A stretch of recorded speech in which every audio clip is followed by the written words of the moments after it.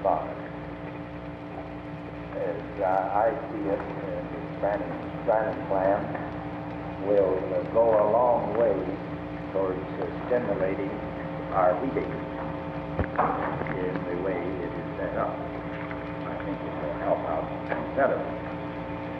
And the idea of the thing is getting somewhere near 100, and maybe we should say 1% parity on the other side, over the other.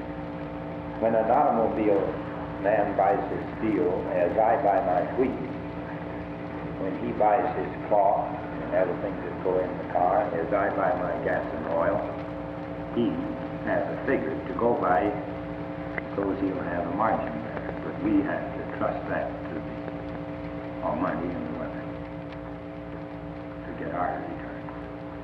Well, that's good. Did you have something further? A few more. Okay. So, however, he sets up, he says, I'll feed my men, or give my men wages that they can live on to buy your goods. Well, that's true. But the gap there right now has got to turn so far from each other that we just can't hardly keep up and buy them at the present price of manufactured goods compared to our agriculture produce that we have to live on. Steel enough $4 a ton. $4. And it was brought out at the other meeting to cite several different things. Wheat, I don't care what it is you go. Hogs are down now, but you can go to the butcher shop and the shops have not changed a bit. They're still there. Marcus Childs writes a column, and along the line you're talking, he said that the farmer's gross income is down 52%, while his fixed costs are up 26% since the peak. And I guess that's true.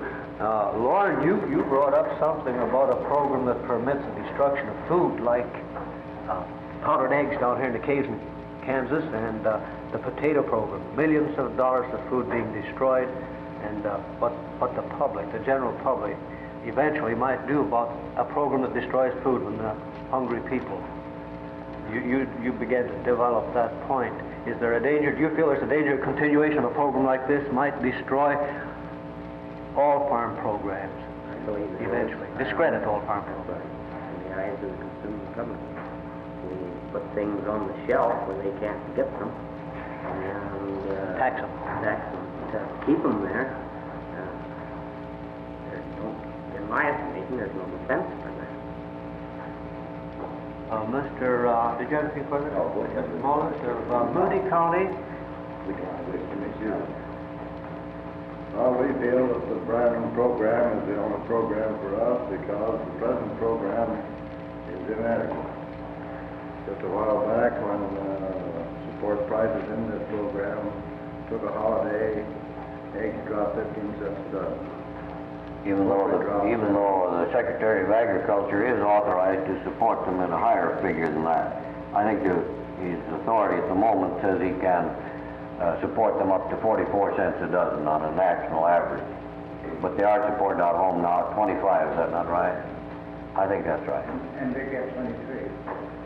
And they get 23 when they sell them? Could I ask just what the average is now? Isn't it right up close to 46? They're paying 35 cents for them in Delaware. That's what the egg manufacturers over there get for eggs, while we get 25, maybe lower on home. I know we did get 20 cents on home. We got 26 today before I left, but I got 11 from my sister on home. But that's the trouble with the present bill, is that one thing, feature I don't like about the present bill, the present farm law, figured on a national average, and South Dakota gets the short end of it. The states that are near population centers get a higher figure, more nearly than the national average. In a new farm bill, I believe that should be taken at least on a regional basis, don't you, Senator? So that we're getting a bad break on that. Anything that will make it more fair for the farmers out in the breadbasket of the country, farther away from the population center. Go ahead, I didn't want to interrupt you. Yeah, the cost of this Brand program seems to be the main feature that most of them are unwilling to go along with it.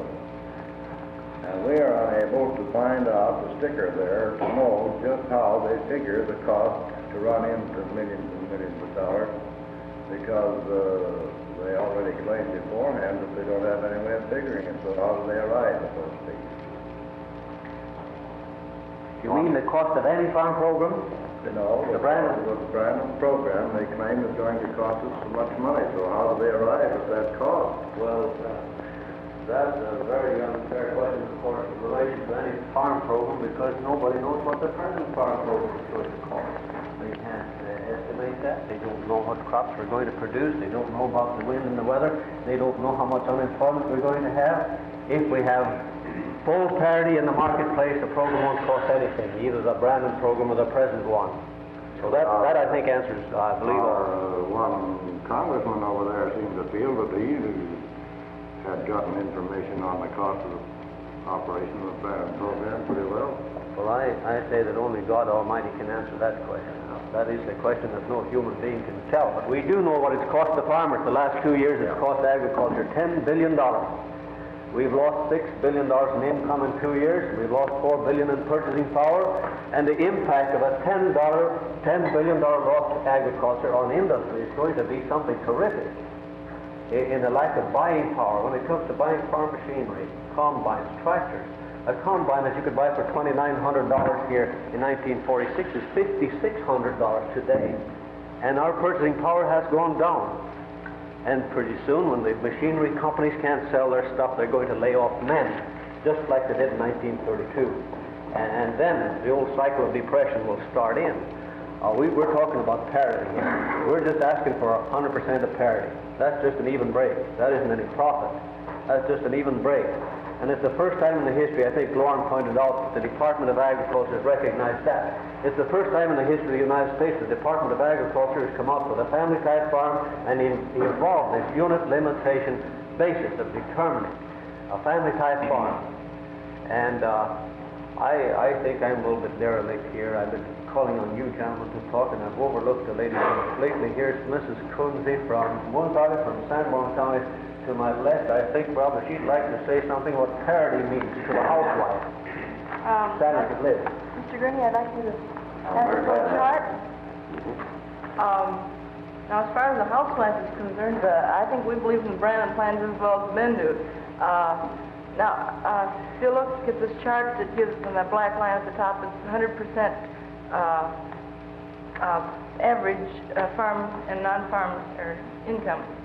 And the first are the household facilities. Now, the farmers, please note, only get 30% of the average, while the non-farm get 115%. Now, what do you mean by household facilities? Now, household facilities, I was just going to say, well, indoor bathrooms and running water and electricity with all the conveniences that go with them. And I was just thinking a while ago, it wouldn't be a bad idea to add telephones to that. I think that wouldn't be out of place. Anyway, I think that the farm women should be given those conveniences that the town women have. I just don't think it's fair at all. And going down to physicians, 62% is what the farmers use of the physician's services, and 111. Now that's almost half. Well, maybe it's healthier living on the farm, and they don't need so many doctors. Well, that's a slight point. I'll grant you well, that. now, wait a minute. I'm not so sure that I grant that, Mrs. Coonsey. We got a lot of veterans sitting around here, and selective service statistics in the last war showed that the greatest rejection was farm boys, as high as 40%. I was just making being proud that I came from South Dakota, the healthiest state in the nation. I thought he might have a point there from our getting lots of fresh air working all day long. And then the next point on income per capita, the farmers only get 63% of the average, while the non-farm gets 109. Now, if we only get 63% of the average, how are we going to maintain our standard of living that everyone seems to feel we should have, really? I feel that the Brandon plan should give us that standard of living that I don't, but I think we should have as individuals. I wonder if we could interrupt you, Mrs. Kunze, right on that point. You're taking it because the farmers aren't getting as large an income as the non-farm families. In fact, they're not 63%, while the non-farm is getting 109 or something like that. Well, what year was that? What year did you pick that? That year is 1949, which is supposed to, that one is. Is that 1949? This one, the position was 46. 1949. On the farm income that year was 1949, which is one of, well, 48 was our best. I guess 40 peak, but 49 is considered by most to be still a fair year. I mean, we're down in the dumps yet. Well, I'm glad to have this chart, Ms. Kunze, and if you can take it through, you can. Well, I'll think of things tomorrow. Glad to have it. Thank you very much. I hate to interrupt you, but here in Washington, we've been reading editorials in the papers about the farmers being hogs. And we're getting too much. I saw a cartoon with farmers pictured as a big hog eating out of a AAA trough. See, they're giving it a slant on agriculture. But Mrs. Kunze's figures sort of... I think Mrs. Kunze is trying to point out that the farmers haven't got that high standard of living that we hear about over the radios and through the newspapers, that the free enterprise is given the United States.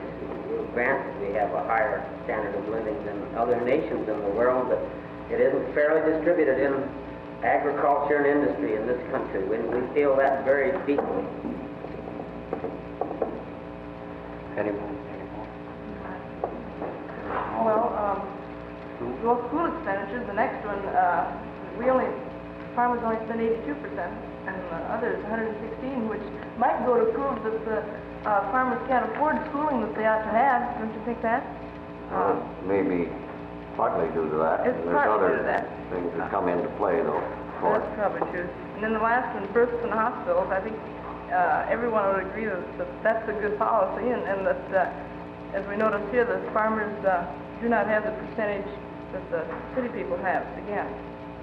Now, I feel that, again, on this indoor bathroom and running water and electricity, that ought to be a part of parity, a part of 100% of parity. And I surely think the farmers should have that. You think that ties in with REA? I completely agree with you, Ms. Kunze. I'd just like to say that there's only about 5 minutes left, because I understand Senator Mudd will be in here at about 4 o'clock, and I would like to say hello to you at least. And as long as this is sort of an informal meeting, I'll just stay in my chair here and tell you some of my thinking that I think you want to hear. I think you came down here for that purpose. You want to hear what the representatives in Congress are thinking about. Is that all right with you? Yes, go ahead. Mr. Lorix? Mr. Lorix is here every time with each group that come in, so we get to know him real well. The only thing we... Very jovial gentleman, and we get along fine. We didn't mention that we just talked on parity, while we're also interested in NBA and sure, the other point, enforcement of farm bureau extension. Well, I think I can go along with you on that, the divorcement of the Farm Bureau and the... Just briefly, the MBA, because Mr. Lorix mentioned it, I think we're going along fine on our fixed loan plan. And it's an awful job to get a plan changed after it gets started rolling through Congress and approved by Congress. In other words, it's a working arrangement, and presently it seems to be working out real good. I think that we're going to get our low-cost electricity from the fixed loan plan, and that's going to help on the household facilities, Ms. Kunze. When we get that low-cost electricity there and get the distribution lines properly set in South Dakota, both west of the river and east of the river. Most of the talk out home has been about the east of the river troubles, but I'm not forgetting the west river country either, because that's more spread out, and farmhouses and ranches are farther apart, and it's going to be a little more of a problem out there. But I'm remembering that, and I'm thinking that we'll have the lines out there to bring the electricity. That'll help out on a lot of things to get more of the modern facilities out in South Dakota. Not only lights in the house and bathrooms that Miss Gurney was talking about, but motors and power machinery out in the yard, out around the farm, looking for big things in the way of helping South Dakota with that Missouri River development. That's what South Dakotans want. When they push a switch, that you get electricity and it don't cost you too much. Now, whether or not you take it from one plant or the other, that don't make so much difference. What you want is when you push the switch, you get the electricity. And I, for one, want to keep control with the people of the area that's going to be served. I don't want to give over that control to 3 directors. Now, I told the groups that came down last year that I was going to vote for a bill that would bring it just as close to 100% of parity as we could get. I therefore did vote for 90% of parity on the basic crops. I was quite happy about that. Wasn't too happy about some of the other things, such as eggs, that were left in the discretion of the Secretary of Agriculture. And I realize that poultry and eggs is quite a percentage of the farm income. And if you lose a lot of money on that, well, you've got to make up the profit elsewhere. I'm thinking mostly, though, on this Brannon plan as to whether or not it would upset our way of life. We put in a lot of years, as Mr. Loix has said, in fighting for the farm program, a farm program. We've got pretty well along the way. You're guaranteed now 90% on some of the basic crops. And I'm perfectly willing to let the taxpayers of the United States pay the insurance that'll guarantee you at least against damaging, terrific drops in prices on farm products. I think they're very necessary and can be justified when you have the whole economy of the country paying the premium on the growing, the chances that the farmer takes in planting the crops. He takes that chance of growing crops and weather and climate and all that. But if you've got an insurance policy which stops you from losing your shirt and going clear out of business, as we saw them go out of business in the 30s, in the dry years, in the early 20s, like Mr. Loix talked about, why, I think we're getting along the way. Now, I don't want to throw away, and I don't think you want to throw away your chances to have something that stabilizes it and is sure of keeping it at least as stable as it is at the moment. I don't think the fight's over with at all. I think that we're entitled to 100% of parity if we can only find the avenue by which to get it.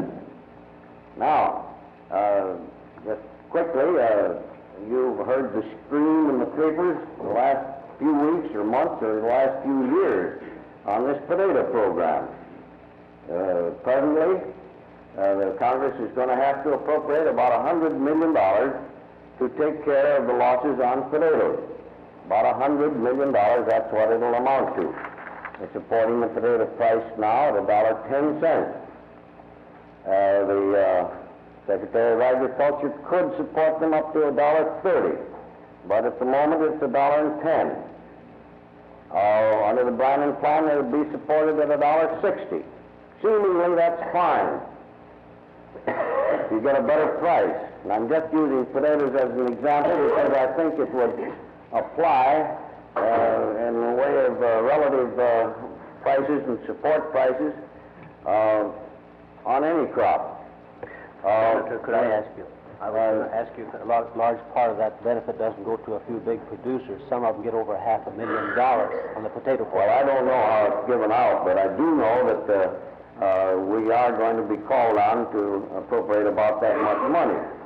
And I don't know if the congressmen and senators from some of these states that are not producing agricultural crops, potatoes, or any other crop for that matter, are going to vote the necessary appropriations to pay those losses.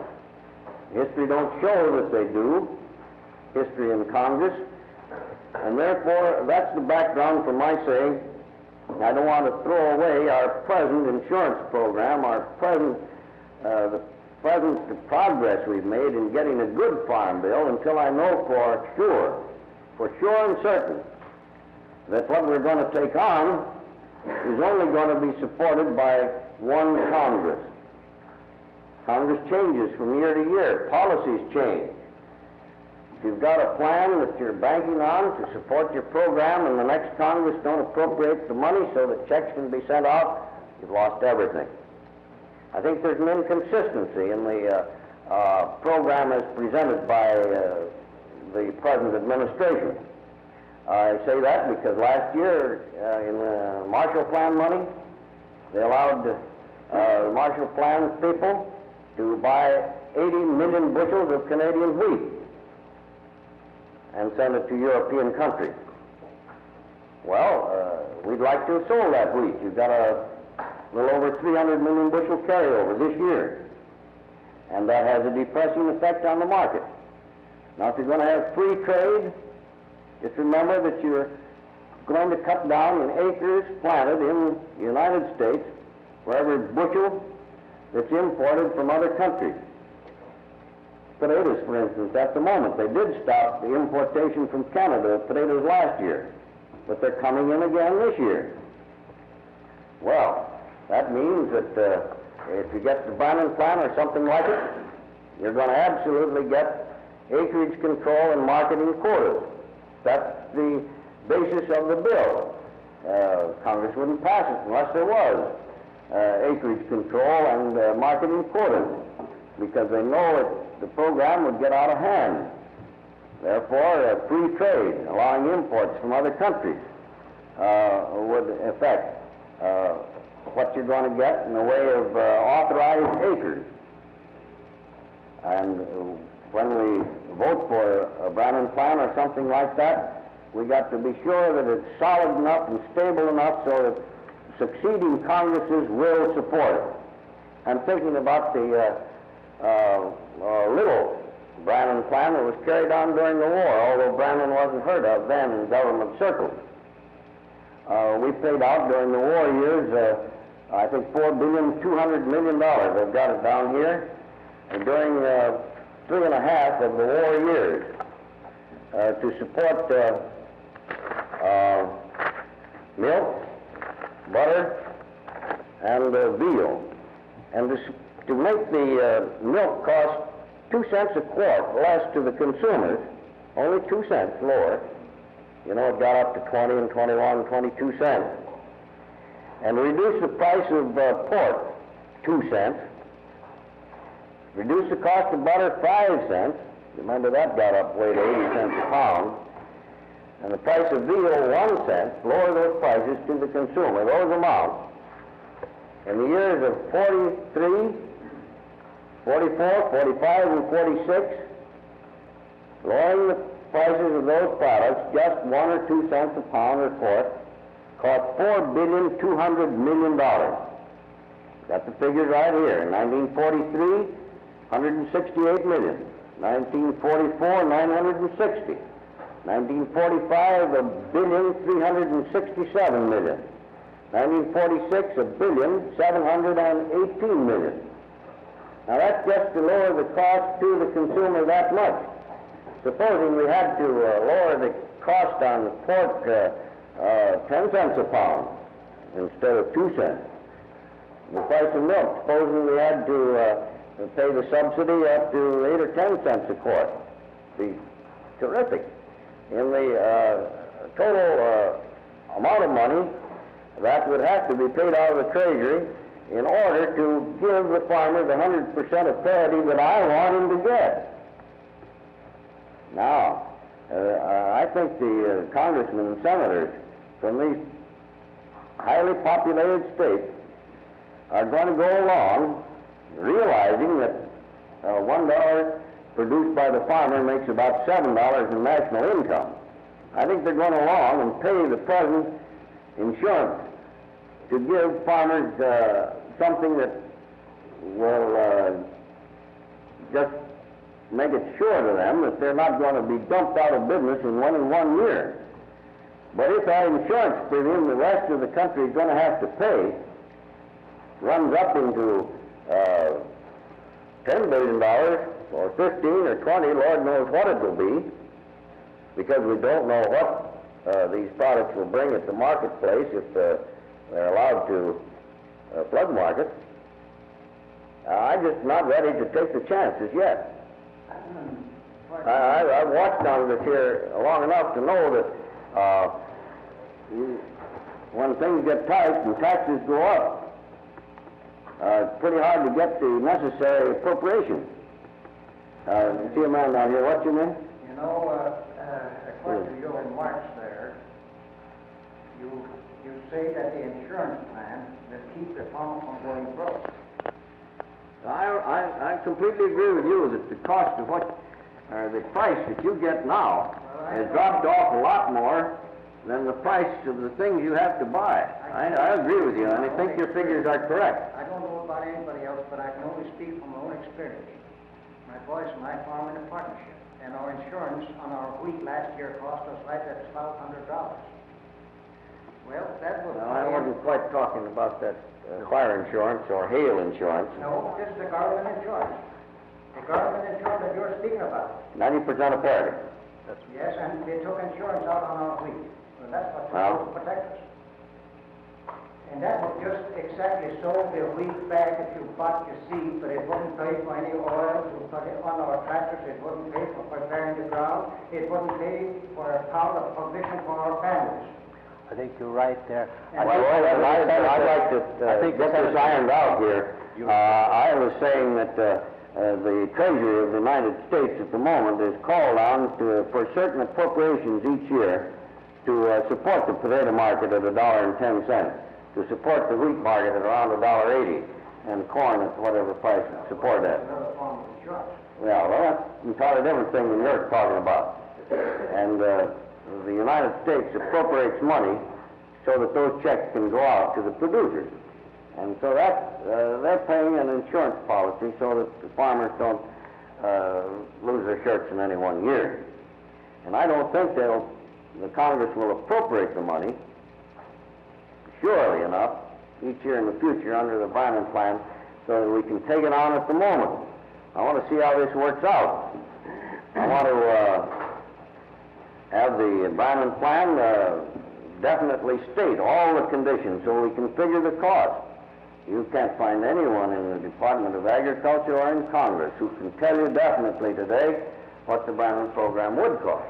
May I interrupt, Frank Carroll? Yeah. While I think of it, we feel quite well about the 90%. We aren't satisfied with it, but we was glad that we got 97% protection for another year.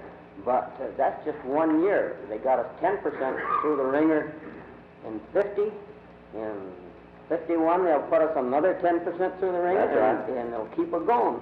Well, we might get stuck in that ringer, and they won't be able to get us either way yet.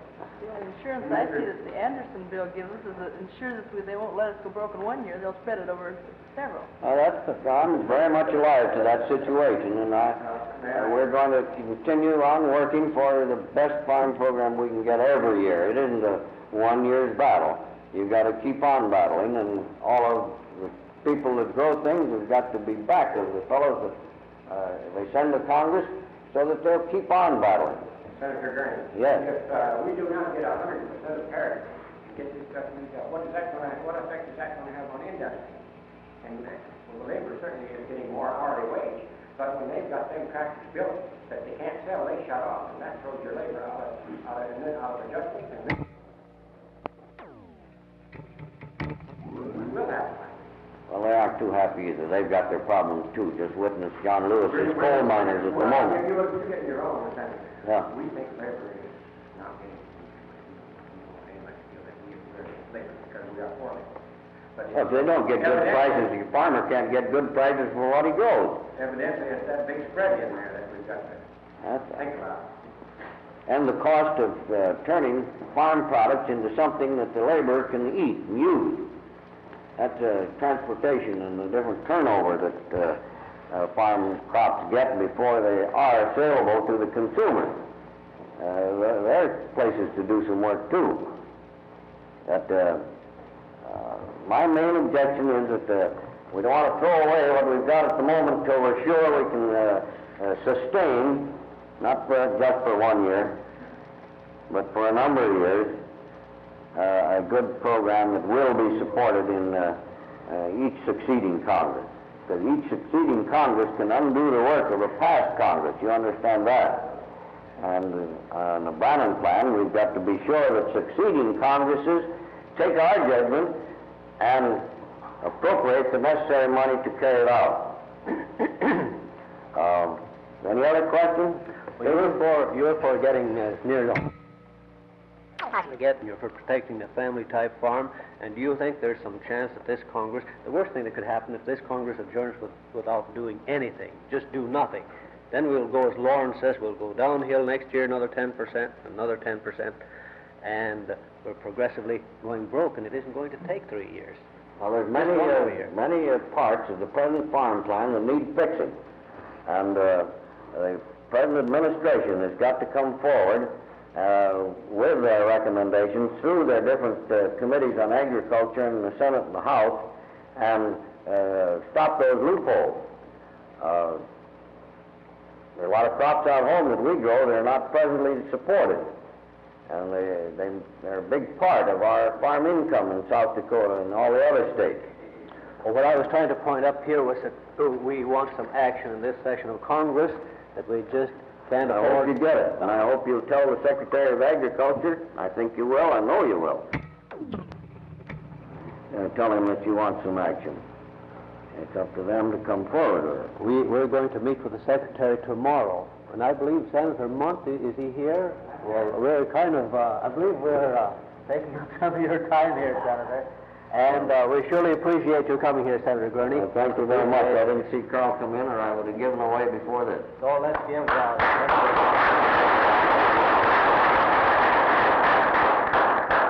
Nice of you all to come down. Thank you very much. Thank you very much.